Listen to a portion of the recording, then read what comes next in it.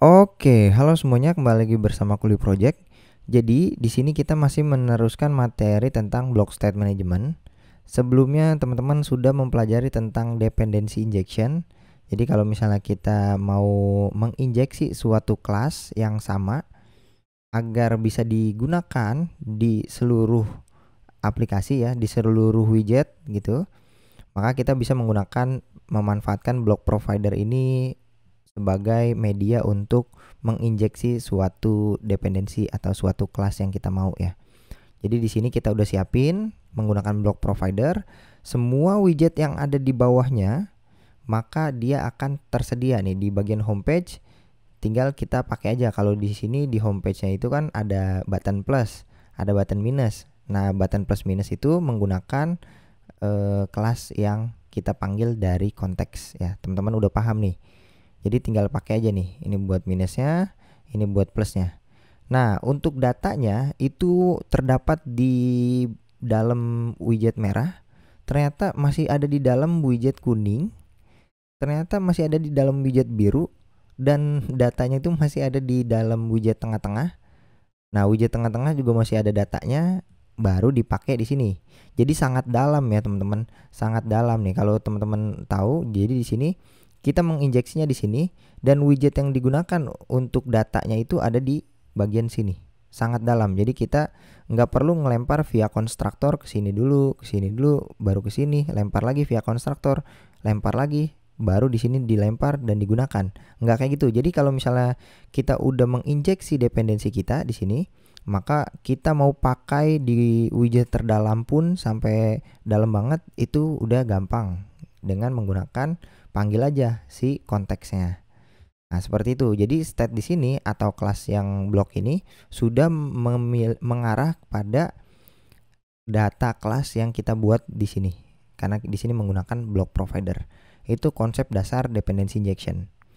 Nah, sekarang saya mau kasih kasus yang unik nih teman-teman ya. Jadi di bagian home, ini di bagian home itu kita akan pasang satu buah floating action button. Floating action button. Di sini ada on press-nya. Jadi nanti kalau kita klik itu mengarah mau ngapain di sini ya? Sebuah function mau ngapain? Mungkin di sini kita akan pindah page ya. Jadi di sini kita pasang icon. Icons-nya itu row forward aja. Row forward. Kita coba save. Nah, kayak gini. Jadi pas ini diklik, kita akan pindah page ke other page. Mungkin ini kita pasang konstan. Oke, ini juga konstan. Biar nggak ada kriwel-kriwel birunya. Nah, sekarang kita idenya pindah page. Mau pindah page kemana? Kita bikin dulu di sini. Di lib ini kita bikin folder baru. Namain aja other ya. Di other kita other.dart. Kita bikin filenya. Kita import dulu material dartnya. Kemudian kita buat stateless untuk mengebuat page-nya. Nah, page itu selalu dimulai dengan scaffold ya, seperti ini. Kalau kita punya page home, maka dia dimulai dengan scaffold. Jadi di sini sama ya. Jadi di sini kita akan ganti jadi other page namanya. Karena dia sebuah page, kita mau pindah page ke halaman baru, maka di sini returnnya scaffold. Nah, di sini langsung kita pasang app bar-nya dengan judul sebuah teks ya. Kita namain aja other page. Oke, seperti ini. Nah, di body-nya simple, kita buat di tengah-tengahnya itu adalah sebuah data dari nilai yang kita punya di sini. Misalnya 7, kita klik ini, maka nanti di tengah-tengahnya itu ada tulisan 7 gitu ya. Seperti ini 7. Cuman ini kita styling biar dia agak besar, kita kasih size-nya itu 50 aja. Oke, kita save. Nah, seperti ini idenya. Mungkin kita akan coba dulu cara biar ini diklik terus pindah page, yaitu kita bisa memanfaatkan navigator. Nah, kita menggunakan navigator of konteks, kita memanfaatkan konteksnya dan kita push. Nah, kita caranya seperti ini ya untuk ganti page. Kita push, kemudian di sini kita menggunakan material page root. untuk routingnya. Nah, di buildernya tinggal kontrol spasi. Nah, dia butuh konteks, kita mau ke page yang mana? Kita mau ke page other page. Nah, ini tinggal copy aja, kita panggil di sini kelasnya dan selesai. Mungkin ini kita pasang konstan. Kita save. Kita coba restart. Jadi kalau misalnya di sini kita klik, nah ini udah pindah ke other page. Nah, ini ada datanya. Ya, ini datanya masih data palsu ya, maksudnya di sini kita masih tulis 7 ya. Kita coba kasih 0 aja. Nah, ini berubah nih. Cuman ini belum menggunakan data yang aslinya. Nah, kita mau jadi setiap kita pasang ganti state di sini misal 11, kita klik ini. Nah, ini berubah nih jadi data yang kita punya, yaitu data 11. Gimana caranya? Ya udah, tinggal buat aja konteksnya kan. Kita pasang counter. Di sini kita namain aja counter, kemudian kita tinggal panggil konteksnya titik read. Sesimpel ini. Konteks read. Sesimpel ini ya. Nah, untuk counternya mungkin di sini readnya read apa nih ya? Konteks.read. Konteks titik read. Oke, blok konteks read. Subjek bloknya adalah counter. Oke, seperti ini. Nah, ini kita harus mengimport ininya ya, bloknya ya, package bloknya. Mungkin kita bisa menggunakan Flutter block seperti ini, baru dia bisa digunakan. Oke, nah counternya berarti ini teksnya tinggal kita bungkus aja dia dengan block builder ya. Kita cut, kita panggil block builder, kita pasang buildernya yaitu apa nih, kontrol spasi. Oh, dia butuh ini, tinggal kita return aja si teks yang tadi. Nah, ini tinggal kita pasang state-nya. Dan di sini kita pasang bloknya. Bloknya kita ambil dari sini counter, dan di sini kita butuh tipenya counter dan state-nya adalah integer. Kita save, di sini kita pasang konstan dan selesai. Oke, kita save. Jadi kalau misalnya ini kita coba restart, di sini kalau kita ganti jadi 7, maka di sini datanya jadi 7. Kalau kita tambahin lagi 8, datanya di sini adalah 8. Kenapa itu bisa terjadi ya? Karena kita sudah menginjeksi kelas counternya, jadi tinggal dipanggil aja. Jadi ibaratnya kayak gini nih. Kita ngeinjeksinya di my app ya. Jadi kalau misalnya kita punya scaffold lagi, misalnya kita copy di sini. Saya copy ya. Saya ganti di sini. Mungkin di sini idenya adalah dia nggak punya my app, tapi dia langsung seperti ini teman-teman. Jadi dia menggunakan my app yang sama. Ya, jadi dia menggunakan my app yang sama seperti ini. Nah, cuman dia nggak langsung kayak gini, tapi dia melalui scaffold di sini ya, di bagian home. Di bagian home itu dia menggunakan routing, ada di floating action button. Ibaratnya di sini kita punya satu buah widget lagi, yaitu floating action button ya. Di sini ini ada floating action buttonnya. Di scaffoldnya punya satu lagi, yaitu floating action button, floating. Nah, kemudian si floating action button ini dia akan pindah page menggunakan material page root. Jadi di sini kita baru masukin ke dalam sini nih. Kita pindah page ke other ya. Ini udah menggunakan scaffold yang berbeda. Nah, di other itu kita cuman punya app bar sama center widget, ada datanya. Jadi ibaratnya kita punya seperti ini teman-teman. Ada datanya, di sini tinggal kita hapus saja. Di sini ada sebuah teks datanya ya. Kemudian di sini adalah center widget. Sesimpel ini. Ya, jadi ibaratnya di scaffold yang home page di sini, kalau kita klik floating action button, dia akan mempush suatu page scaffold lagi, ada app barnya, ada teksnya ya. Di sini ada tulisannya other page dan di tengah-tengahnya ada datanya. Nah, di data ini tinggal dipakai ya. Jadi di sini data yang kita udah masukin di materi my app di sini itu udah bisa diterima. Mungkin di sini kita ganti jenisnya yaitu titik-titik aja, karena dia routing ya, ibaratnya dia pindah page. Jadi scaffold ini punya widget floating, pas dia diklik maka dia akan pindah page ke scaffold. Jadi dia beda page nih, dia udah bukan widget dari bawaan sini, bukan di bawahnya widget floating, tapi dia udah dipindah page gitu ya. Makanya kita kasih garis putus-putus. Nah, kenapa ini bisa terjadi teman-teman? Karena kita pasangnya di my app nih ya. Jadi di main.dart kita, provider kita pasangnya di atas material app. Jadi udah bisa nih. Jadi kalau misalnya homepage ini kan isinya scaffold nih. Homepage isinya scaffold. Nah, kalau kita pasangnya di atas material app, maka home ini kalau misalnya kita ganti, jadi di my app, material app kita ganti menjadi page yang ini, itu nggak masalah karena block providernya sudah tersedia di atas material app. Jadi di sini nggak ada masalah ya. Jadi kalau kita tambahin 11, kita next page, nah ini udah tersedia. Tapi kasusnya sebenarnya seperti ini teman-teman. Ini kita cut, kita pindahin ke dalam home. Seperti ini. Coba kita restart.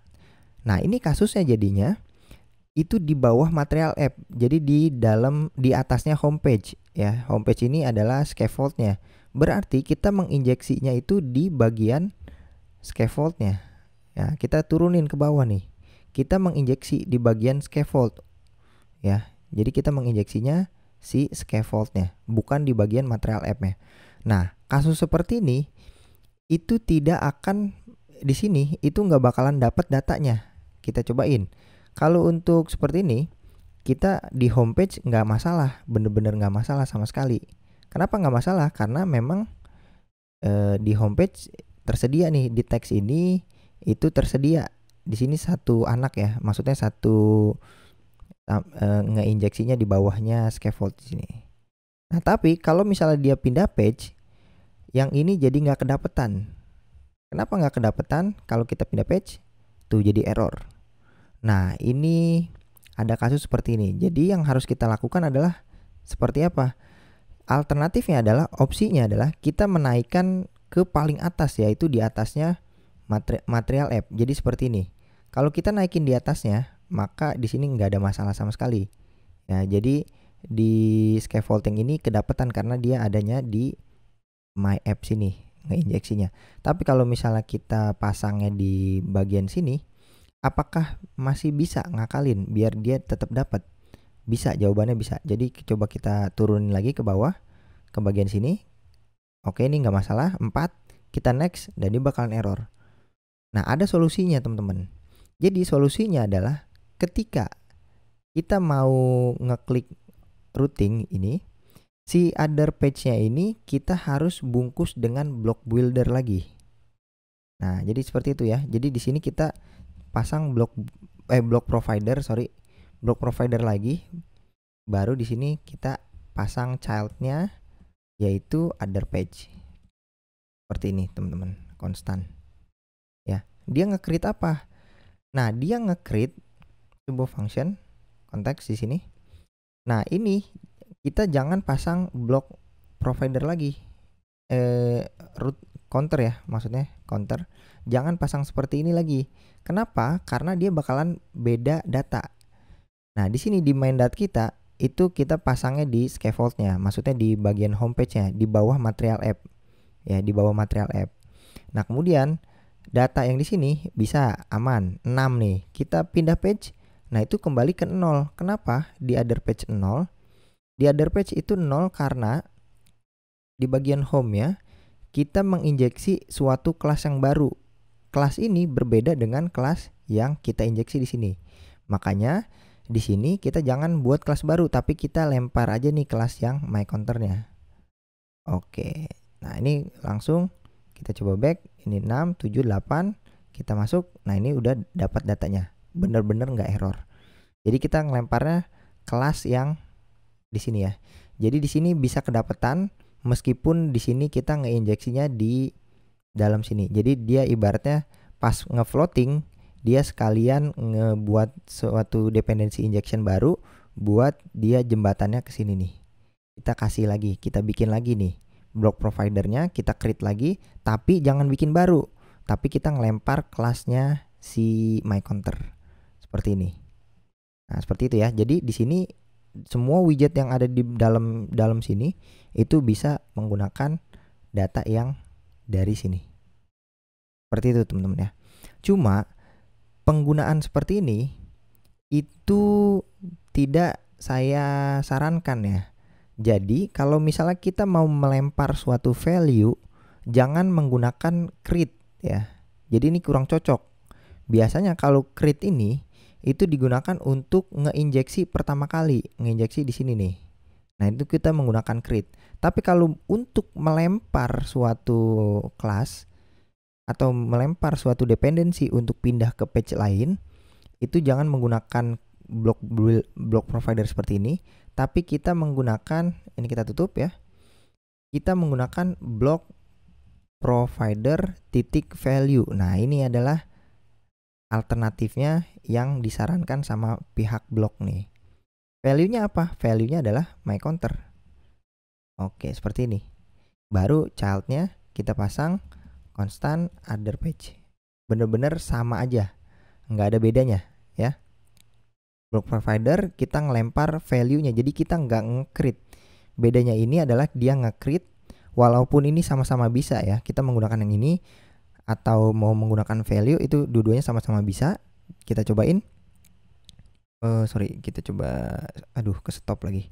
Coba kita running ulang lagi. Kita tungguin ya, tadi ke stop. Kita tungguin dulu sampai aplikasinya ke install nih.